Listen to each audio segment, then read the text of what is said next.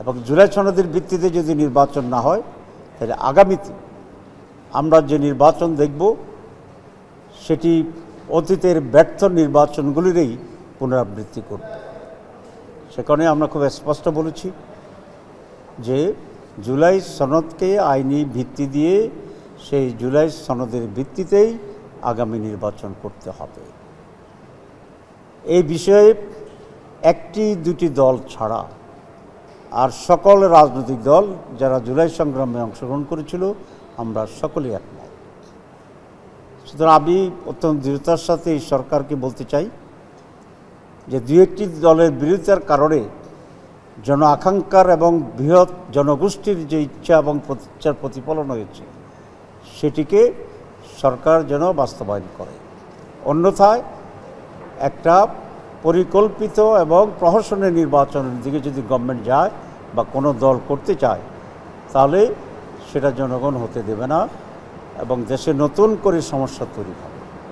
তো আমি সরকারকে এবং অন্যান্য দলকে আহ্বান জানাচ্ছি যে আমরা সম্মিলিতভাবে যেভাবে একটি নতুন পরিস্থিতি তৈরি হয়েছে পজিটিভলি সেটার প্রতি সম্মান রেখে জাতীয় স্বার্থে আলাপ আলোচনার ভিত্তিতে ঐকমত্য অর্জন করেই যেন আমরা ফেব্রুয়ারি নির্বাচনটি সকলে মিলে গ্রহণ করে উৎসবমুখরভাবে আমরা করতে পারি এবং জাতির জন্য একটি নতুন দিক নির্দেশনা দিতে পারি।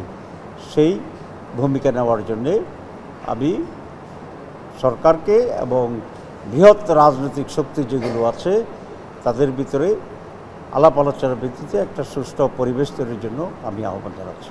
বাংলাদেশ জামাত ইসলামী আগামী যে ফেব্রুয়ারি নির্বাচনের ডেট ঘোষণা হয়েছে সেটাকে সামনে রেখেই আমরা নির্বাচনের প্রস্তুতি গ্রহণ করছি। আগামী যে নির্বাচন হবে সেখানে দুই ভাগে বিভক্ত রাজনৈতিক শক্তিগুলোকে আমরা পরীক্ষণ করছি। একদিকে আছে যারা এই পরিবর্তনের ফসল হিসাবে যে সংস্কার প্রয়োজন এবং একটি নতুন বাংলাদেশ সৃষ্টির জন্য যে পরিবর্তনের প্রয়োজন, নেতৃত্বের এবং দলের গুণগত একটি ইমপ্রুভমেন্টের যে প্রয়োজন সেটাকে জামাত ইসলামী অত্যন্ত গুরুত্ব দিয়ে কাজ করছে। রাষ্ট্রীয় সংস্কারের ক্ষেত্রেও আমাদের ভূমিকা খুব স্পষ্ট, আমরা অতিক্রম করতেছি। আমাদের সামনে নির্বাচন এবং আজকের যে পরিস্থিতি বিরাজমান বাংলাদেশে এটার জন্যে নির্বাচন এবং নির্বাচিত সরকার অত্যন্ত অপরিহার্য।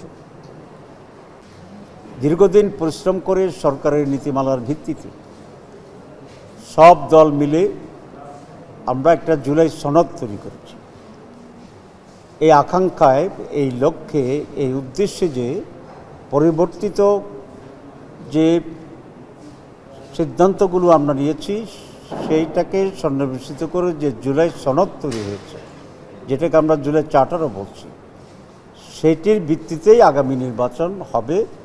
এটাই হচ্ছে মৌলিক কথা। এবং জুলাই সনদ গ্রহণের ক্ষেত্রে কোনো কোনো দল কিছুটা ব্যত্যয় ঘটানোর চেষ্টা করছে এবং এটিকে বাস্তবায়ন করার ক্ষেত্রে তারা বাধা সৃষ্টি করছে। আমরা মনে করি এই জাতির যে রক্ত দিয়েছে, জীবন দিয়েছে, যেভাবে আন্দোলন সংগ্রাম করেছে, জুলাই সনদ যারা মানবে না এই আন্দোলনের স্টেকের ব্যাপারে তারা বিশ্বাসঘাতকতা করবে।